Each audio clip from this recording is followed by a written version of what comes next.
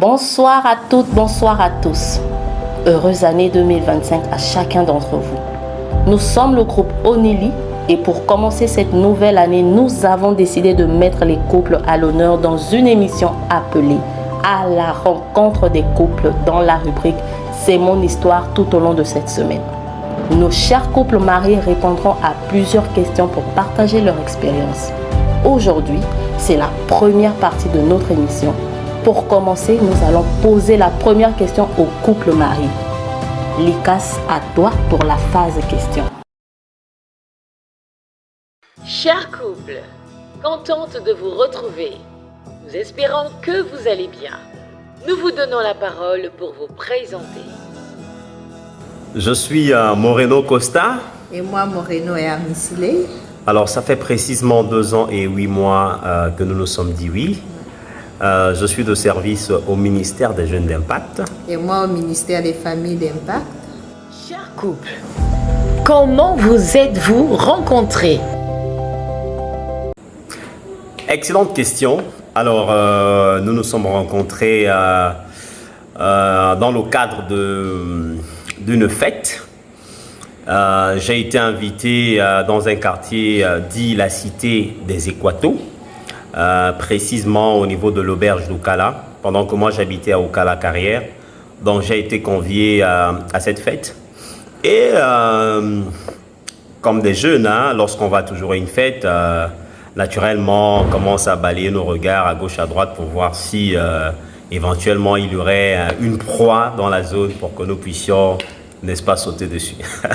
Alors, ce jour-là, j'ai croisé les regards de mon épouse aujourd'hui. Je dois avouer que c'était une rencontre assez particulière. Pourquoi? Parce que lorsque nous arrivons comme ça dans des fêtes, dans des cérémonies, on observe un peu et généralement les jeunes sont un peu agités, ça court d'ici et là, ça saute.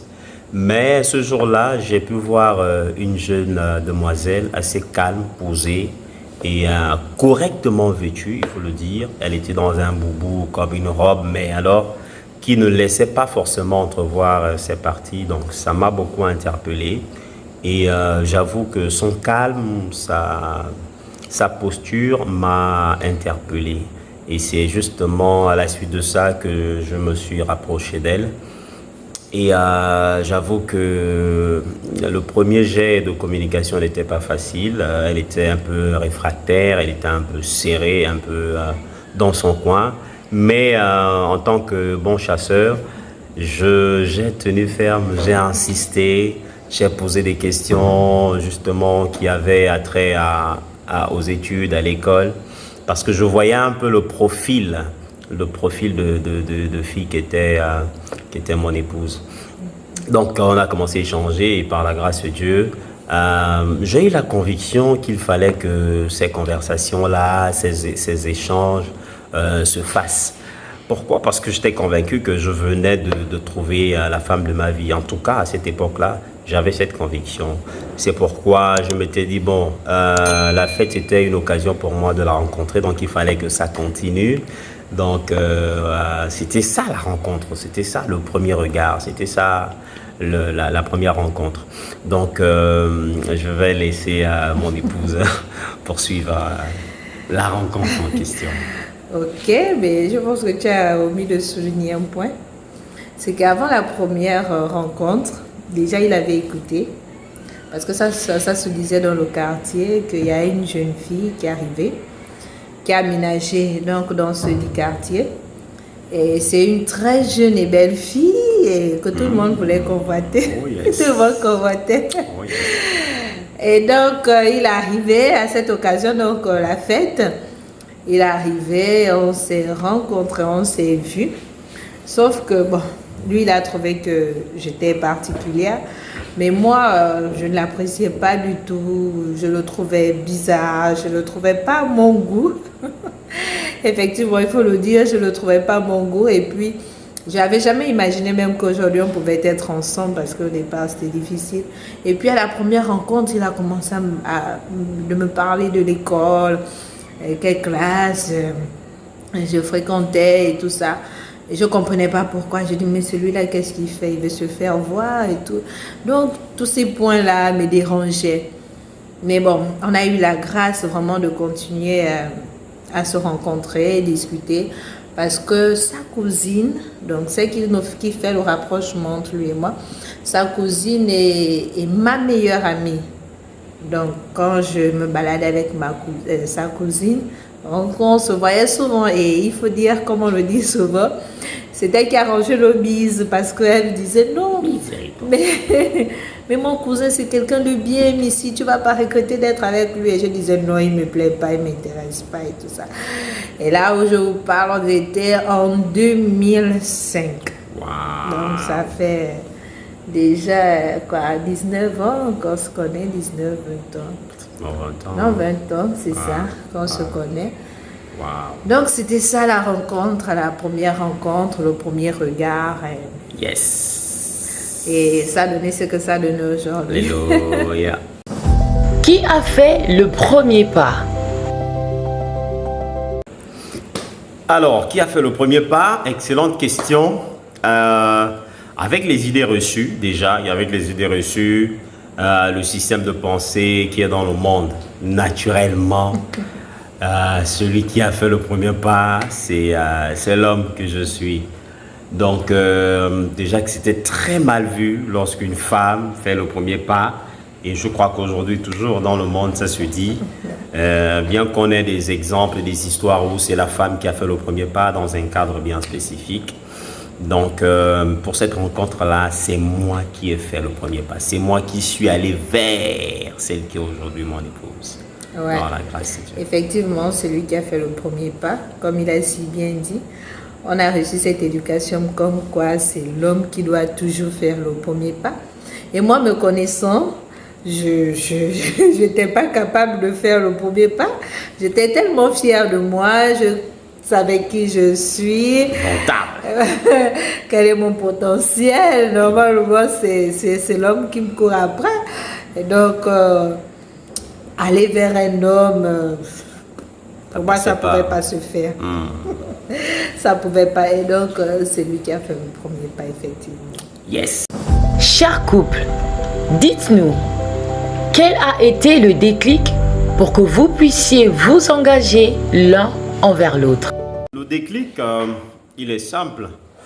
Lorsque de prime abord, je l'ai abordé, comme je le disais tantôt, la rencontre. À la rencontre, j'avoue que j'avais déjà une bonne idée de qui elle était. J'avais déjà un aperçu de la personnalité que j'avais en face de moi. Et je peux vous dire que depuis ce premier jour, personnellement, je m'étais déjà engagé à poursuivre, n'est-ce pas, la démarche. Donc, poursuivre la drague, parce que j'avoue que j'étais déjà dans ce processus dès le premier jour. J'ai lancé mon filet comme ça. Donc, c'était quoi le déclic? Parce qu'à la suite de ça, on va quand même sonder, on va chercher. Donc, je me suis mis à chercher pour savoir, mais c'est qui? C'est qui son père? C'est qui sa maman? Elle est de quelle famille? Comment ils vivent et tout? C'est quoi leur manière de faire des choses, de penser? Voilà. Donc, j'étais un peu dans cette quête d'information-là. Et j'avoue que lorsque je suis tombé sur des résultats qui m'ont plu, et parmi lesquels le comportement de son père, j'avoue que j'étais très content de savoir que son papa c'était un monsieur carré. Une éducation carrée à l'ancienne. S'il faut rentrer à 15h, tout le monde est là, 18h, tout le monde est là. S'il faut faire les devoirs à telle heure, il faut faire.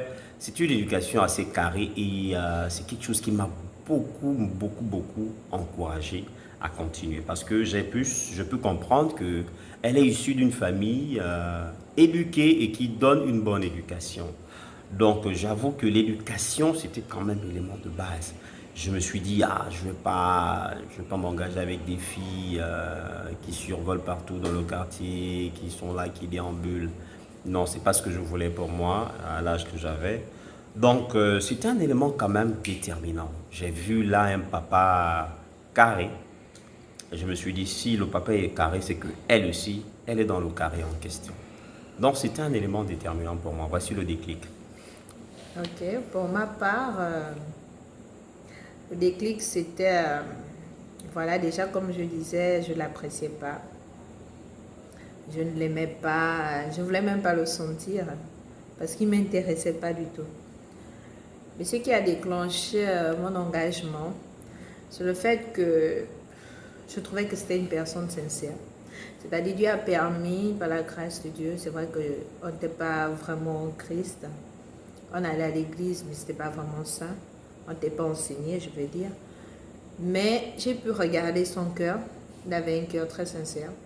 C'était quelqu'un qui, parmi tant de gars qui étaient derrière moi, mais il savait me dire des choses, juste des choses qu'il vivait. C'est-à-dire, il ne montait pas et il me montrait sa difficulté parce qu'il faut avouer que la vie n'était pas facile, c'était pas simple. Il avait perdu son père très jeune et c'est sa maman qui se battait pour les élever. Donc, c'était pas simple, c'était pas facile pour lui. Et tout ça, il me démontrait cela. Alors que les autres, donc je parle des autres gars qui étaient derrière moi, qui étaient très farfelus et qui avaient très peur de mon père. Comme il disait, mon papa c'était quelqu'un de carré, n'importe qui ne pouvait pas s'approcher de moi ou bien même de notre maison. Donc alors que les autres, quand ils venaient vers moi pour me faire la cour, quand papa n'était pas là, et quand ils écoutaient la voix de papa, parce qu'il y avait toujours quelqu'un à la route qui criait « Son père arrive, son père arrive !» Et là, tous prenaient la fuite. Alors que lui, quand il arrive à la maison, malgré le fait qu'il ait entendu que son père arrive, il est resté. Et c'est quelque chose qui m'avait énormément marqué. J'ai dit, waouh, celui-là, il est quand même à part. Il est resté, il a affronté mon père que tout le monde craignait. Mais lui, il est resté. Il a dit, non, moi, je vais affronter tout ça. Même ses parents disaient, qui connaissaient bien sûr mon père, disaient qu'il faut faire attention à ce monsieur, c'est quelqu'un qui ne blague pas, il est capable de commettre un crime si on touche à sa fille et patati patata, comme on dit. Mais lui, il est resté. Et c'est vraiment ce qui a fait que je m'engage, que je puisse m'engager parce que j'ai vu que c'était celui qu'il me fallait. Oh yes. Cher couple, comment avez-vous présenté votre conjoint à votre famille? Alors, comment la présentation s'est faite? Comment j'ai présenté ma conjointe à ma famille? Elle est simple, la présentation. Très jeune, à cette époque-là, je suis venu vers ma maman parce que, comme mon épouse le disait déjà tantôt, j'ai perdu mon père, j'avais 13 ans. Donc, par la suite, c'est maman qui a justement assuré voilà, la famille. Elle a pris en charge la famille. Donc, je suis le deuxième voilà, d'une famille de 2 frères. Je n'ai qu'un grand frère. Donc, après cette rencontre-là, je suis venu vers ma maman et je lui ai dit clairement que maman, je crois que j'ai trouvé la femme de ma vie. Elle a pris ça à la légère, comme toutes les mamans, et j'étais très jeune. Et nous savons l'éducation que nous avons reçue et que nous recevons jusqu'à aujourd'hui, les familles africaines. Bah, bon, ok, bon, tu es encore jeune, il faut faire des études, la femme c'est pas pour maintenant, il y aura un âge où voilà, tu pourras faire le choix de ta femme. C'est juste que moi à cette époque-là, j'étais déjà très convaincu parce que j'avais fait une prière à Dieu. Ah oui, je fais une prière à Dieu.